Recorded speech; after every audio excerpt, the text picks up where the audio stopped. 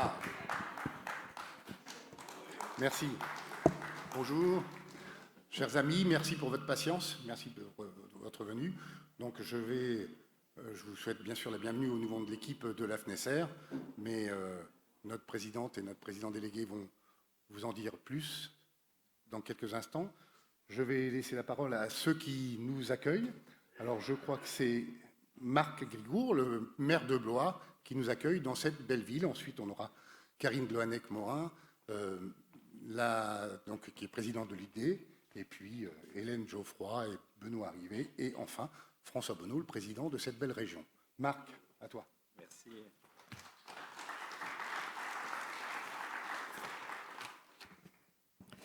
Bien, Madame la Présidente, chère Hélène, merci à toi d'ailleurs, comme je te l'ai dit tout à l'heure, d'avoir accepté cette mission à la tête de notre fédération, aux côtés de Benoît. Merci Benoît, à toi aussi.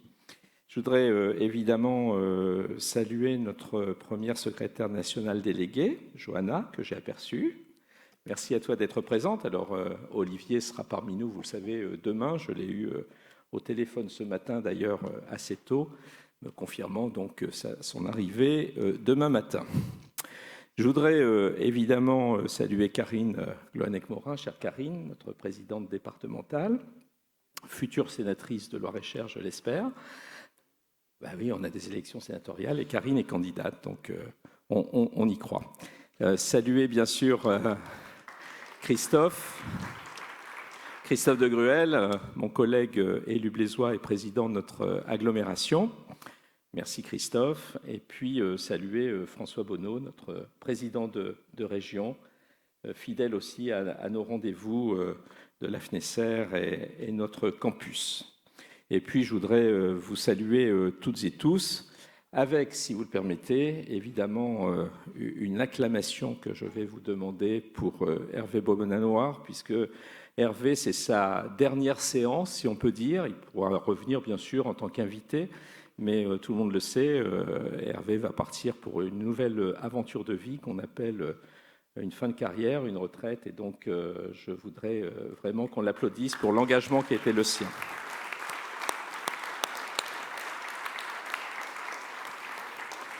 Bien, chers camarades, chers collègues, c'est évidemment pour moi, comme chaque année, depuis 4 ans maintenant, un plaisir renouvelé de vous accueillir ici à Blois pour ce séminaire de formation avant notre week-end du campus du Parti socialiste. Alors, je ne vais pas vous redécrire, la plupart d'entre vous étaient présents l'année dernière, toutes les vertus, tous les atouts de notre ville, de notre territoire. J'espère que vous trouverez un peu de temps pour apprécier aussi la richesse patrimoniale de notre ville, mais aussi tout ce qui tourne autour de son animation, de la qualité de beaucoup de restaurants ou simplement l'ambiance autour d'un verre ce soir dans nos rues. Sans oublier, il y a un bal, je crois que c'est à partir de 20h, un bal musette dans les jardins de l'évêché, donc à l'hôtel de ville. Le thème retenu par les organisateurs de ce séminaire, les collectivités territoriales actrices essentielles de la cohésion nationale, c'est évidemment un thème central et qui est au cœur de nos engagements respectifs. Depuis de nombreuses années, j'ai envie de dire depuis toujours d'ailleurs, l'ancrage territorial du Parti socialiste est sa force et notre force. L'action que nous menons au quotidien à chaque échelle territoriale, eh bien, au plus près des préoccupations et du vécu de nos concitoyens, c'est une réalité et celle où se traduisent d'ailleurs le mieux nos aspirations fondamentales en faveur d'une plus grande justice sociale, mais aussi la somme de toutes les actions concrètes eh bien, nous permettant de faire face aux défis du présent et comme ceux à venir, et particulièrement dans cette période, l'adaptation de nos territoires et de nos populations au changement climatique, caractérisé ces jours derniers par la canicule, mais plus régulièrement encore par ces manifestations naturelles hors normes, ou les menaces qui pèsent sur les ressources et notamment l'eau. Et j'accueillais tout à l'heure, avant de venir ici, à Blois, le passage de la caravane de l'eau, donc qui a mobilisé beaucoup de nos concitoyens. Durant notre séminaire de formation, nous croiserons tous ces sujets qui s'entremêlent, qui parfois s'entrechoquent et qu'un parti comme le nôtre doit mettre en perspective pour trouver un sens, une direction au niveau national, européen, international, mais aussi au niveau local dans ce que portent nos collectivités territoriales. À l'heure de ces bouleversements d'ampleur, au milieu des tensions internationales extrêmes, en Ukraine bien sûr, mais aussi récemment au Niger et puis dans malheureusement beaucoup d'autres pays du monde, au moment où l'inflation s'installe et où nos concitoyens les plus fragiles peinent à finir le mois, et quand une fois encore notre pays a manifesté aux yeux du monde les risques majeurs qui pèsent sur la disparition du contrat républicain, je me désole souvent, et je pense ne pas être le seul, je me désole souvent de constater que le débat public dans notre pays se limite à des échanges de tweets rageurs, polémiques et souvent stériles. Aussi ne puis-je que mettre tous mes espoirs dans notre séminaire de formation pour que nous soyons à la hauteur des défis qui sont devant nous, du respect que nous devons à nos concitoyens, pour parler d'eux, pour avancer des solutions à leurs problèmes, plus que de nous regarder le nombril et rejouer des scènes de vaudeville qui, assurément, ne rehaussent pas la confiance des citoyens vis-à-vis de l'action politique. La diversité et la richesse des ateliers et des intervenants sont pour moi autant de sources de sérénité. Soyons tous fidèles à notre attachement au débat et même à la controverse, dès lors qu'ils n'ont lieu que pour faire avancer nos idées, défendre nos valeurs et construire un monde meilleur pour les générations futures. Encore bienvenue à Blois et bon travail à toutes et tous.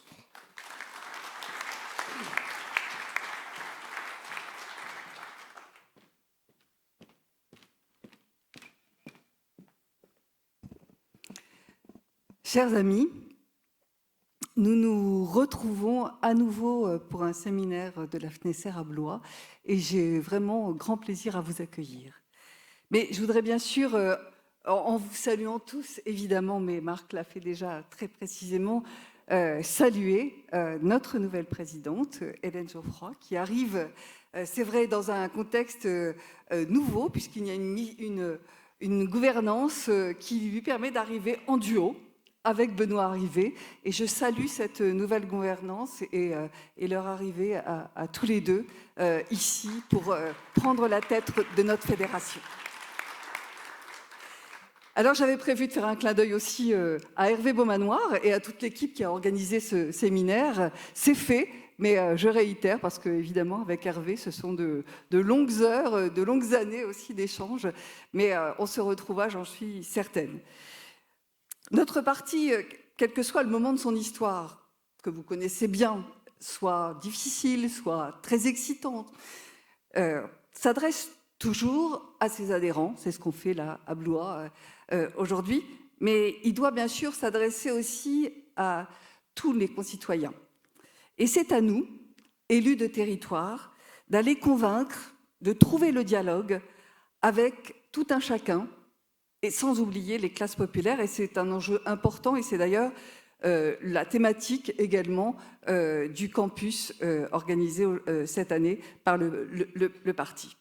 Mais nous parlons aussi de la cohésion nationale, et la FNESER, FNESER Condorcet, avec son centre de formation, ouverte à tous les élus socialistes et apparentés, et c'est important, pourvu qu'ils soient républicains, humanistes et qu'ils partagent les valeurs qui nous animent. C'est la FNESER, ce centre de formation, c'est vraiment par excellence le lieu d'échange, de pratique qui nous est indispensable. Je suis moi-même militante issue des associations d'élus.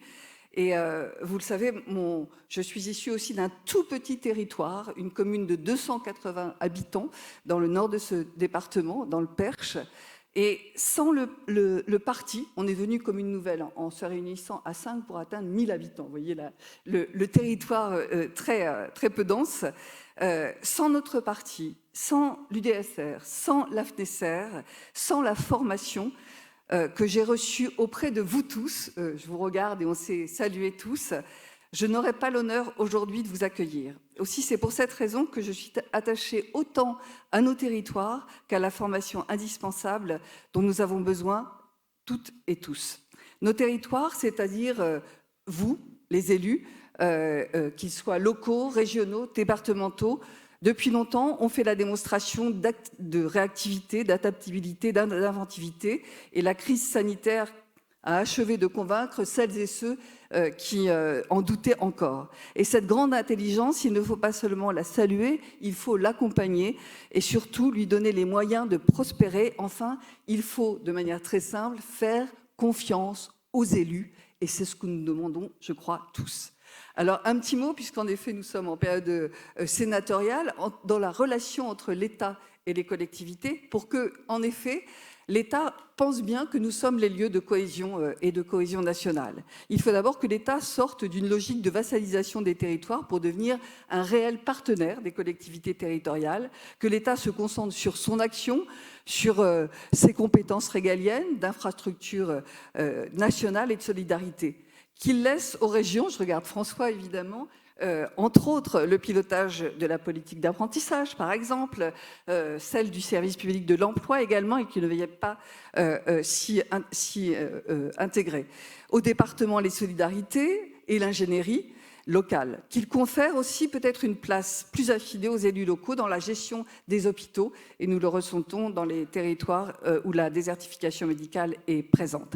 Pour que les collectivités deviennent des acteurs à part entière et pas des figurants dépendants des dotations de l'État qui récupèrent trop souvent de nouvelles compétences sans avoir les moyens financiers nécessaires, il faut remettre à plat la relation financière entre l'État et les collectivités, leur donner les moyens et donc instaurer enfin une loi de financement des collectivités territoriales en cohérence avec le projet de loi de finances. Des moyens qui permettent aux collectivités de faire vivre les territoires, vous le savez tous, de s'occuper de toute la population, et des moyens enfin qui permettent la libre administration, le principe fondamental de décentralisation.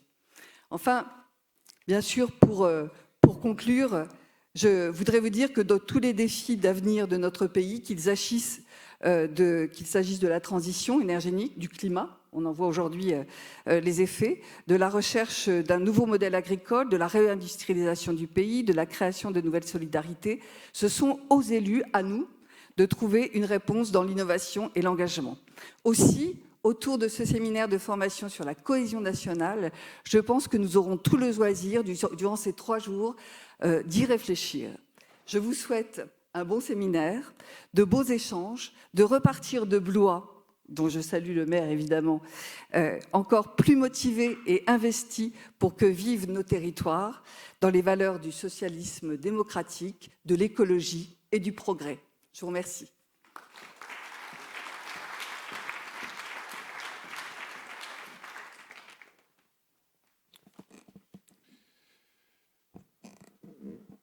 Chers élus, chers camarades, chers amis, c'est d'abord avec un immense honneur et une grande joie que je vous accueille ici ce jour à Blois pour donner ensemble, au sein de cet halograin historique, le coup d'envoi du séminaire annuel de formation de la Fédération nationale des élus socialistes et républicains, qui sera suivi, bien entendu, et ça a été dit, du campus du Parti socialiste, ce qui me permet de saluer Johanna.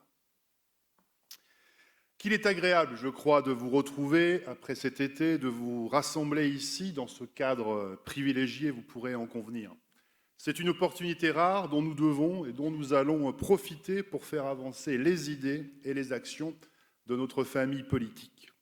Je tiens d'abord à remercier Marc, maire de Blois, pour son accueil sur ces terres et son engagement à nos côtés. Vous pouvez l'applaudir de nouveau. À travers lui, je veux saluer l'ensemble des maires, des conseillers municipaux majoritaires ou minoritaires, des conseillers communautaires présents dans cette salle et qui seront avec nous tout au long de ce séminaire. Saluer aussi François Bonneau, mon cher François, président de la région Centre-Val de Loire, et à travers lui, les conseillers régionaux du Centre-Val de Loire, de partout en France. Saluer aussi les conseillers départementaux présents ici, qu'ils soient également en responsabilité ou qu'ils fassent l'expérience de l'opposition. Je veux aussi remercier Karine Gouanec-Morin pour le travail qu'elle accomplit au quotidien pour faire vivre notre UDSR, c'est-à-dire incarner et développer au plus près des élus locaux du Loir-et-Cher les activités politiques et de formation de la FNESR Condorcet. À travers elle, je tiens à saluer les présidentes, présidents d'UD présents ici, vous féliciter, mes chers amis, pour votre reconduction ou votre récente nomination. Merci à chacune et à chacun d'entre vous pour votre présence bienveillante et constructive, j'en suis sûr. Ici à Blois, nous faisons le plein de savoir, ça a été dit, je vais y revenir, mais aussi d'énergie positive indispensable pour attaquer la rentrée. Alors mes chers amis, mes chers élus, comme vous le savez, les instances de gouvernance de la FNESR ont été renouvelées le 12 juin dernier, nous portant Hélène en tant que présidente et moi-même en tant que président délégué aux responsabilités. Avec Hélène, nous savons que la tâche est dure, mais nous recueillons la confiance qui nous est accordée et sommes prêts, je crois, vous l'avez compris, à déployer toutes les volontés individuelles et collectives pour vous servir en tant qu'élus locaux et vous représenter dans les nombreux combats qui seront les nôtres. Nous sommes guidés par notre expérience quotidienne des difficultés et des opportunités de la gouvernance locale et envisageons nos mandats comme des outils au service de la gauche des territoires. Aujourd'hui, nous sommes réunis avec une vision commune et un engagement collectif à façonner un avenir meilleur pour nos concitoyens et notre planète. En ces temps difficiles, et ça a été dit par Marc, alors que les défis auxquels notre monde est confronté deviennent de plus en plus complexes, notre responsabilité en tant qu'élus et en tant que citoyens est plus grande que jamais. Nous devons désormais, je crois, nous outiller et renouveler sans cesse nos méthodes pour nous mobiliser au mieux et agir efficacement face à la crise de sens, à la crise démocratique, à la crise écologique et aux défis quotidiens nombreux rencontrés dans toutes nos collectivités. Mes chers amis, les quelques jours à venir seront placés sous le signe de la cohésion et de la transmission. Les collectivités territoriales, actrices essentielles de la cohésion nationale. Pourquoi ? D'abord parce que les collectivités sont l'échelle de la vie des Françaises et des Français et le terrain de l'action des élus à travers la mise en place des politiques publiques nationales au local, mais également, et c'est l'essentiel, la construction de dispositifs propres, adaptés à chaque bassin de vie. En proximité avec les citoyens, les collectivités sont garantes de l'unité et de la solidarité au sein de notre nation, tout en permettant sa diversité. Blois, cette année, se veut être un triple moment de construction. D'abord par la formation. Il est crucial que nous soyons toutes et tous informés et formés sur les sujets structurels liés à nos mandats, comme les finances publiques locales, les politiques publiques sectorielles liées à la petite enfance, au handicap, mais aussi sur les enjeux d'actualité. Et je pense à la crise démocratique, aux tensions connues ici ou là, notamment dans certaines villes, la crise républicaine, la gestion durable de l'eau. Nous avons conçu ces 3 jours avec l'ensemble des équipes que je veux remercier et saluer également Hervé Bonnemoire, autour de différents formats qui vont vous permettre tout à la fois de recueillir de l'information et des outils, de témoigner sur vos réalités vécues et surtout, et c'est l'essentiel, de discuter entre vous, d'échanger avec les nombreux experts, chercheurs, professionnels et membres de la société civile venus éclairer nos réflexions et je veux les remercier. Moment de construction ensuite par la confrontation de la diversité de nos mandats et le partage croisé de nos expériences entre élus venus des 4 coins de la France, des milieux urbains comme des territoires ruraux, et nous y tenons particulièrement. Moment de construction enfin par les instants d'échange formels et informels qu'il permet et bien sûr les temps de convivialité que nous allons partager et qui resserrent davantage le lien humaniste qui nous unit.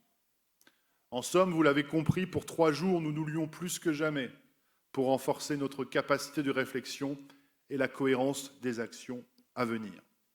Mes chers amis, je ne vais pas être plus long, mais avant de vous laisser, qu'il me soit permis de saluer et de remercier l'ensemble de l'équipe de la FNESR Condorcet, pleinement mobilisée tout l'été pour permettre à cet événement de se tenir dans les meilleures conditions. Je veux aussi saluer l'ensemble des bénévoles et je vous demande de les applaudir.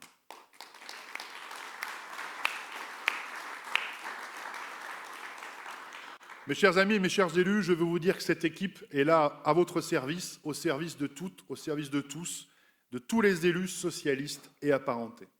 Je le répète avec Samy, directeur de la formation, Hélène, l'ensemble de l'équipe, nous sommes à votre écoute, à votre service pour vous accompagner dans l'exercice de votre mandat, que vous soyez majoritaire ou minoritaire. Car oui, la FNSR Condorcet est notre maison à toutes et à tous, et son développement dépendra de la volonté collective.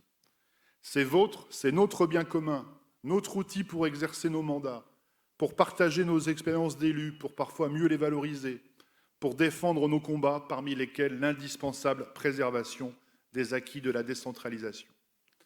Vous l'avez compris aussi, avec Hélène, nous nourrissons beaucoup d'ambition pour cette maison. Elle doit être à votre service, je le disais. Elle doit aussi porter votre voix partout où elle doit se faire entendre.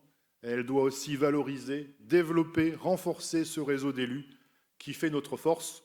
Comment ? Il faudra que vous soyez un peu patient. J'y reviendrai vendredi. D'ici là, je compte sur votre pleine implication dans nos débats et votre engagement sans faille dans la perspective des combats à venir. La FNSR, vous le savez, œuvre jour après jour à la construction de cette communauté éclairée d'élus socialistes et apparentés.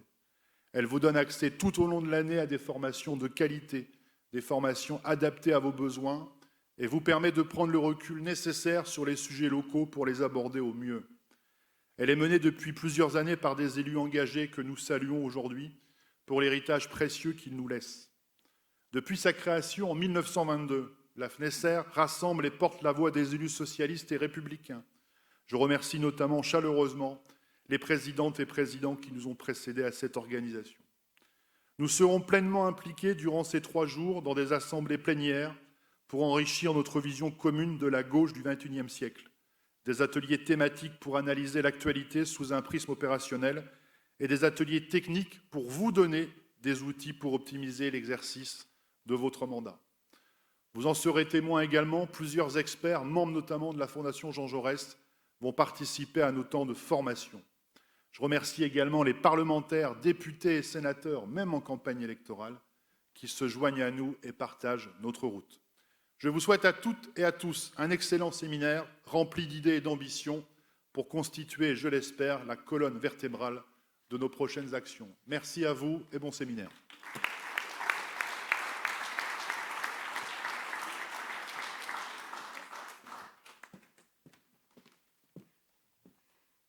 Très bien. Merci, mesdames et messieurs, chers élus, chers collègues. Benoît vous l'a déjà exprimé, nous sommes très heureux de vous retrouver ici à Blois.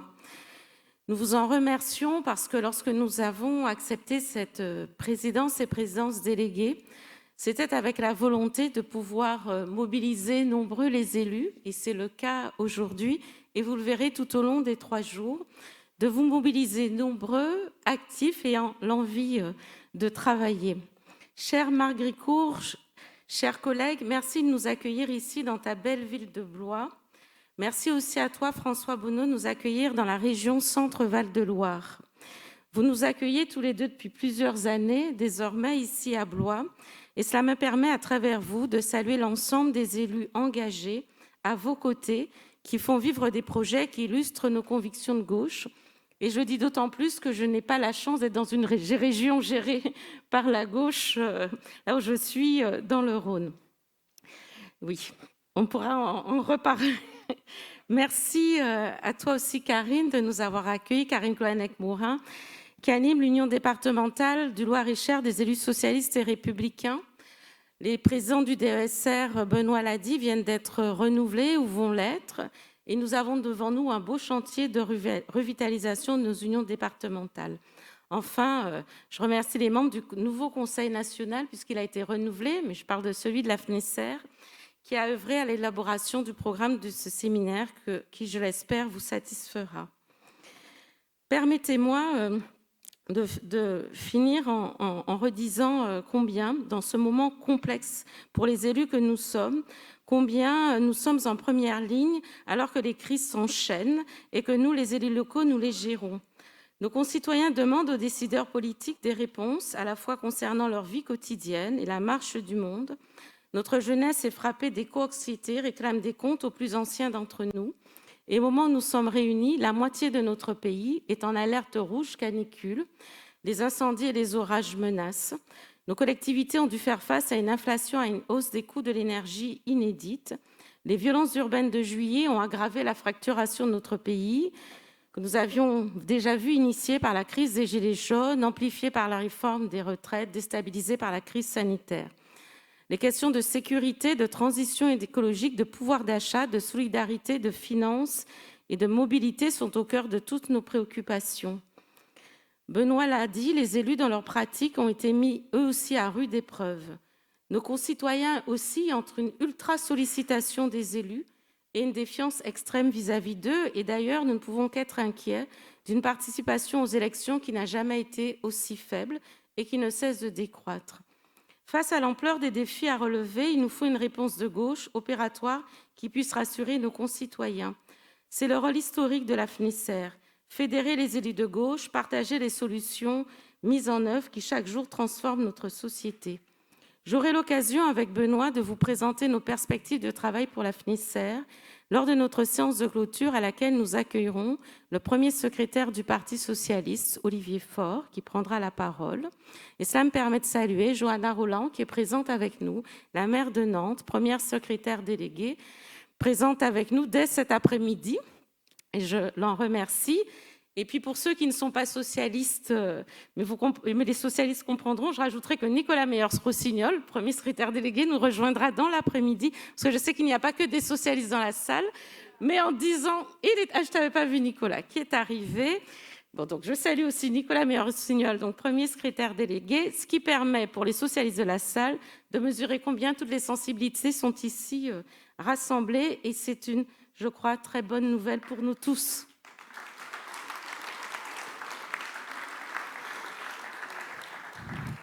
Et pour les non-socialistes de la salle, vous êtes heureux parce que vous travaillez avec des socialistes dans vos collectivités, sinon vous ne seriez pas là, j'imagine, en tout cas.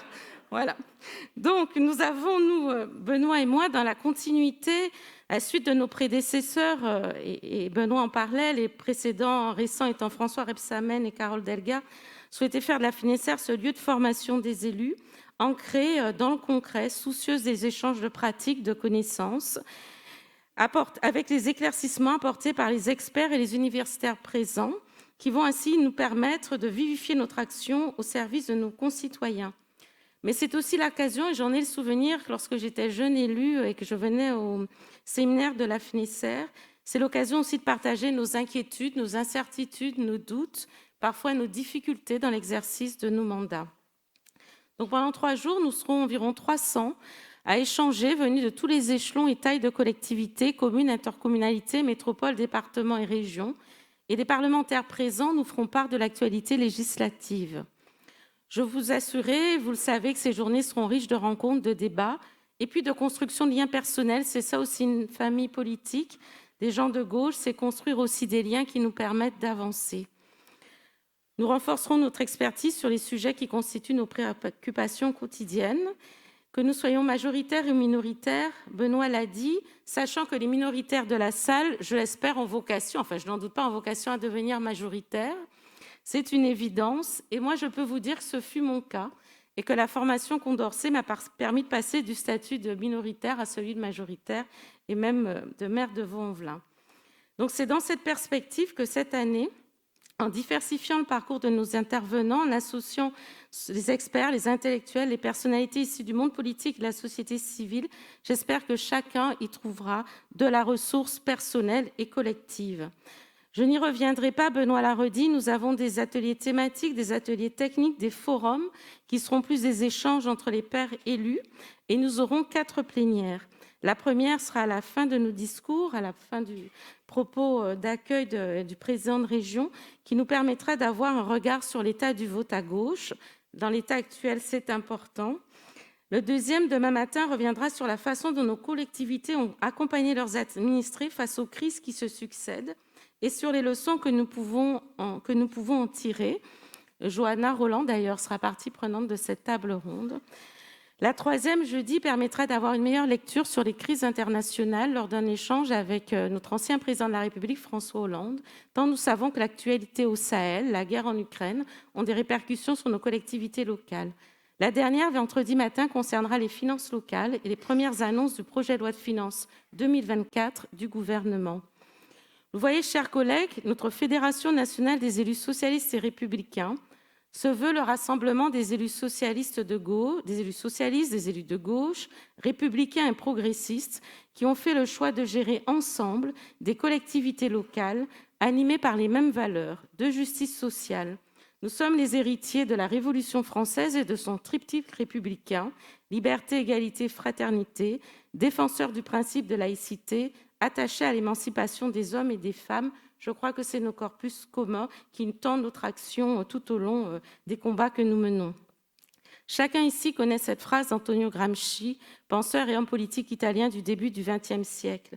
Le vieux monde se meurt, le nouveau monde tardera à apparaître et dans ce clair-obscur surgissent les monstres. Rarement ce constat, posé au moment de la montée des fascismes en Europe, dans la première moitié du XXe siècle, n'a été autant d'actualité. Nous avons donc choisi, nous, comme fil conducteur de ce séminaire de formation, les collectivités locales, actrices essentielles de la cohésion nationale, car nous sommes désormais, je le crois profondément, nous les élus locaux, le dernier rempart contre les populismes et contre la montée de l'extrême droite.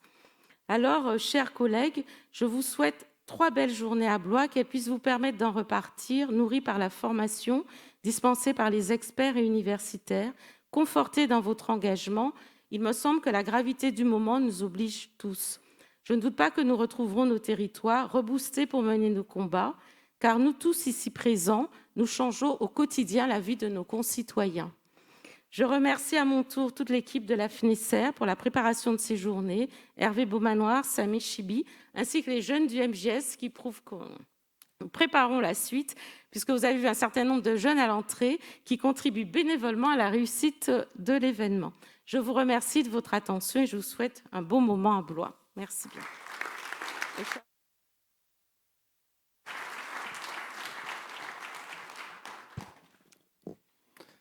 Eh bien, à mon tour de vous dire le plaisir qui est le mien de vous retrouver ici, de retrouver notre présidente, chère Hélène, de retrouver notre président délégué, cher Benoît, de retrouver les amis, Marc, Karine, de retrouver des élus, Johanna, Nicolas, de retrouver Christophe, de retrouver des élus de notre région, à la région, dans les départements ou dans nos communes, et de vous accueillir, vous qui venez d'autres territoires et qui avez éprouvé le besoin de vous mobiliser pour notre fédération, c'est indispensable, de vous mobiliser pour un effort intellectuel, collectif, exigeant tant il est difficile aujourd'hui d'appréhender, d'éclairer les voies vers lesquelles nous devons aller.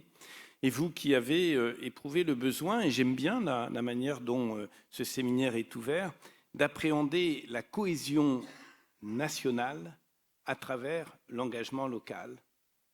Si nous nous référons à certaines visions de la République et de la gauche, et je me rappelle des débats de la décentralisation des années 80, est-ce qu'il n'y avait pas dans l'émergence de collectivités puissantes une différenciation qui allait affaiblir la cohésion nationale et l'unité nationale? C'était un débat profondément respectable, un débat qu'il faut savoir aborder, qui est toujours présent. Mais quand on sait l'aborder, on montre que l'unité d'intervention, la même sur tous les territoires, ne crée pas l'égalité.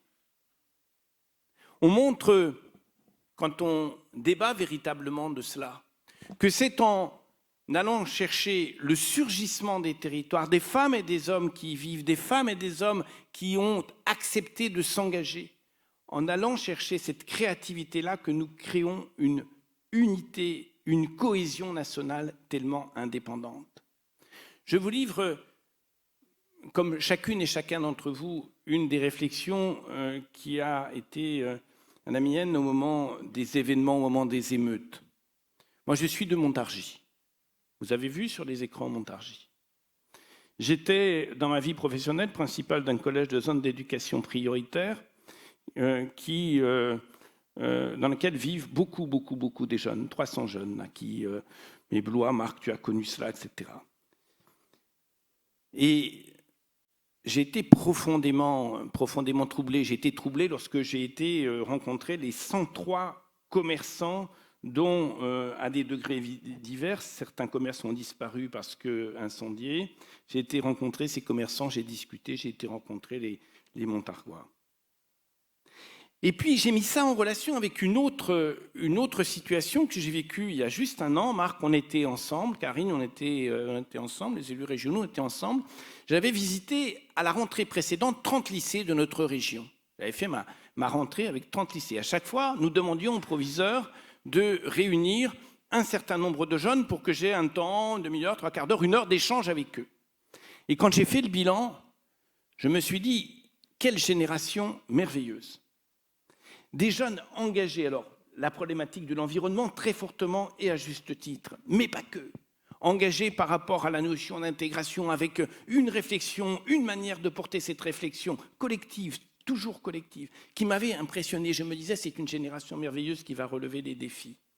Et quand je mets face à face ce que j'ai vécu à ce moment-là et qui est vrai, des jeunes lumineux, des jeunes qui prennent leur destin en main, qui le prennent collectivement, des jeunes qui affrontent, Hélène, tu le disais, qui affrontent véritablement les défis.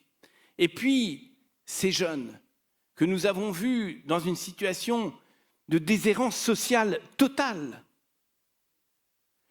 se livrer à ces saccages, sans en comprendre totalement les finalités, si ce n'est le désir de dire qu'ils n'étaient pas de ce monde-là, que ce monde-là ne leur donnait pas la place qu'ils méritaient, qu'ils voulaient aller vers autre chose, je me dis que la cohésion sociale aujourd'hui dans laquelle nous sommes est particulièrement mise à mal. Et elle est mise à mal notamment dans les générations de celles et ceux qui préparent notre avenir. Et ça doit nous interroger. Et je crois que c'est bien. C'est bien que nous, dans les collectivités communales, intercommunales, départementales, régionales, nous portions cette réflexion, nous portions ces propositions. À l'évidence, notre société va vers de plus en plus d'écarts, d'incohérences et de difficultés à vivre ensemble. C'est ce que je vous le livre, c'est ce que je ressens. On ne peut pas continuer là-dessus. Faut-il invoquer, et nous devons l'invoquer, mais faut-il invoquer seulement la responsabilité nationale? Faut-il aller chercher simplement dans notre projet national les réponses à cela? Je ne le crois pas. Je crois en effet que nous portons les uns et les autres, dans nos engagements nationaux, dans nos engagements politiques, une vision là-dessus. Mais elle ne pourra pas être dans la verticalité. Nous vivons la mort de la verticalité comme solution au problème de nos sociétés, j'en suis complètement persuadé. Et en tant qu'élus, nous ne sommes pas simplement là pour mettre en musique des choses qui auraient été pensées en haut. En tant qu'élus, nous sommes de plus en plus là pour faire éclore, pour mettre en mouvement, pour donner la parole à celles et ceux qui, par l'innovation, vont avancer. Et vous avez choisi de le faire. Vous avez choisi de le faire sur le vieillissement. J'ai parlé des jeunes. Je crois que vous avez 1000 fois raison de poser ce problème. Il est terrible, il traduit des inégalités sociales considérables. Vous avez choisi de le faire sur le sujet de la santé. Vous savez que vous êtes dans la région qui, la première, a engagé une expérimentation compliquée, etc. Mais nous battons au quotidien pour créer les médecins salariés. Nos concitoyens sont aujourd'hui dans une situation désespérée. Oui, l'État a une responsabilité majeure en la matière, mais nous ne pouvons pas rester à l'écart et un certain nombre de solutions sont portées ici. Vous avez choisi de traiter de la sécurité. Il faut que la gauche traite de la sécurité, c'est absolument indispensable. Ça envoie au sujet des émeutes. Quel discours nous portons, nous, sur la sécurité? Et puis, vous avez choisi, je termine là-dessus, aussi d'aborder le problème complètement central, qui traverse tous les autres, qui est celui de notre rapport à l'environnement, qui est celui du rapport à l'eau, Marc en parlait, qui est celui, on va organiser le 7 novembre ici des assises de l'eau. Il y a des responsables qui m'ont dit « Oh là là là là, président, vous prenez des risques considérables, les gens vont s'affronter ». Et moi je réponds bah, « C'est le sujet le plus politique qui soit. Si on n'est pas capable de l'aborder de manière politique avec les gens sur le terrain, on va laisser des conflits entre des agriculteurs qui voudraient faire comme avant-hier et des gens qui pensent qu'on peut vivre bien sans véritablement penser une organisation publique autour de ça. Oui, vous avez choisi des thèmes concrets, des thèmes de la vie quotidienne, des thèmes qui nous rassemblent, des thèmes qui supposent l'innovation pour qu'à partir de nos échanges, nous puissions éclairer un projet national. C'est de cette interaction entre le projet national et l'action locale que doit se situer bien évidemment ce séminaire de formation comme toujours. On sera heureux d'y participer ensemble. Merci de votre présence.